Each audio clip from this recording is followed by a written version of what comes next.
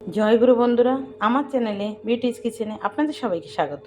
আজকে আমি আপনাদের রান্না করে দেখাবো ডিমের ঝোল, আলু দিয়ে ডিমের তরকারি। শুধু জিরে লঙ্কা বাটাতে ডিমের তরকারি করব। ডিমের তরকারিতে সবাই পেঁয়াজ রসুন দেয়, আমি কিন্তু পেঁয়াজ রসুন দেবো না, শুধু ডিমের এই জিরে আর লঙ্কা বাটা দিয়ে করব। দেখুন, এখানে আমি ডিম সিদ্ধ করে রেখে দিয়েছি, আলুটাকেও একটু ভাপিয়েছি সিদ্ধ করে। এবার আমি ভাজবো এটাকে। কড়া আমি দেখুন বসিয়ে দিয়েছি, কড়া আমার গরম হয়ে গেছে। কড়াতে এবার আমি তেল দিয়ে দেবো ডিম ভাজার জন্য। এবার আমি তেল দিয়ে দেবো। তেলটা গরম হোক। তেলটা গরম হলে আমি ডিম দিয়ে দেবো তেলের ভিতরে। তেল গরম হয়ে গেছে, দেখুন বন্ধুরা, আমি ডিম দিয়ে দিচ্ছি। আমি দিতে কিন্তু লবণ হলুদ মাখিয়ে দেবো, আমি তেলের পরেই লবণ হলুদ মাখিয়ে দেবো। আমি এবার দিয়ে দেবো সামান্য পরিমাণে হলুদ, দিয়ে দেবো একটু লবণ। এবার ডিমটাকে নাড়াচাড়া দেবো, এভাবে একটু ভাজা ভাজা করবো। ডিমটা আপনারা এমনিও কেটে দিতে পারেন, আর এভাবে খুন্তি দিয়েও একটু ফেটে দিলে ফাটে না। অনেক সময় ডিম কিন্তু ফাটে এইভাবে, তাহলে এর ভিতরে তেল মশলাটাও ঢোকে। দেখুন বন্ধুরা, ডিম ভাজা হয়ে গেছে। এবার আমি ডিমটাকে নামিয়ে নেব। আমি এবার এই ডিম ভাজা তেলেই আলু ভাজবো। আলুটাকে যে কেটে রেখে দিয়েছি, আমি আলুগুলো এবার দিয়ে দেবো, একটু তেলে ভেজে নেব। আমি আলু ভাজাতেও সামান্য হলুদ দিয়ে দেবো, আমরা লবণ দিয়ে দেবো। ভাজার সময় একটু দিলে আলুর ভিতরে ঢুকে যাবে, আর আলু ভাজাটা দেখতেও বেশ ভালো লাগবে, তাই আমি একটু দিয়েছি। একটু ভাজা ভাজা করেই নামিয়ে দেবো। বন্ধুরা, আপনারা তো সবসময়ই পেঁয়াজ রসুন দিয়ে ডিমের তরকারি খেয়ে দেখেন, ডিমের ঝোল। কিন্তু পেঁয়াজ রসুন ছাড়া জিরে লঙ্কা বাটা দিয়ে একবার ডিমের ঝোল খেয়ে দেখবেন, কতটাই ভালো লাগে, ভীষণ ভালো লাগে খেতে। কিন্তু সব কিছুতে পেঁয়াজ রসুন না দিলেও চলে, পেঁয়াজ রসুন ডিমে খেয়ে দেখবেন। ডিমে একদম পেঁয়াজ রসুন ছাড়াই ভালো লাগে।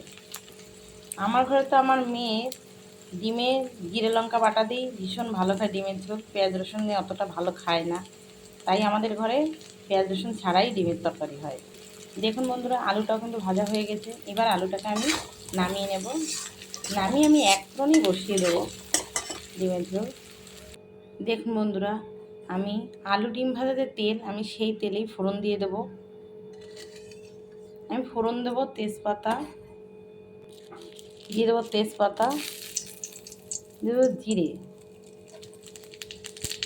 সাদা জিরে ফোড়ন দিয়ে আমি একসঙ্গে বসিয়ে দেবো। একটু লাল হবে জিরে তেজপাতা লাল হয়ে গেছে। দেখুন, আমি একবারে ডিম এবং আলু ভাজা একসঙ্গে দিয়ে দেবো। এটাকে নেড়ে চেড়ে আমি দিয়ে দেবো হলুদ। বেশি হলুদ লাগবে না, যেহেতু আগে দেওয়া আছে। আমি দিয়ে দেবো লবণ। নেড়ে চেড়ে আমি এবার ঝোল দিয়ে দেবো। আমি দিয়ে দিচ্ছি ঝোল,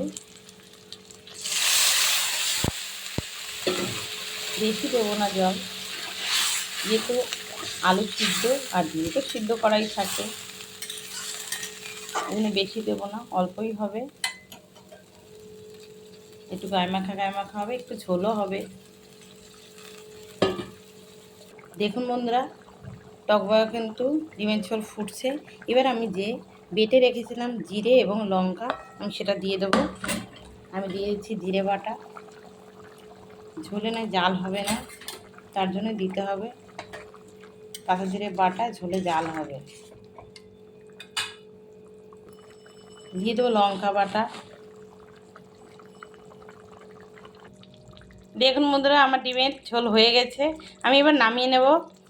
দেখুন বন্ধুরা, ডিমের ঝোল হয়ে গেছে, দেখেছেন? শুধু কিন্তু জিরে লঙ্কার ডিমের ঝোল, পেঁয়াজ রসুন ছাড়া। একবার খেয়ে দেখবেন কেমন লাগে, আমাকে কমেন্ট করে কিন্তু জানাবেন। জিরে লঙ্কা বাটাতে ডিমের ঝোল। আমার রান্নাটা যদি আপনাদের ভালো লেগে থাকে, তাহলে please please please like share comment করতে কিন্তু ভুলবেন না, আর সাবস্ক্রাইবটা কিন্তু করে দেবেন। জয় গুরু।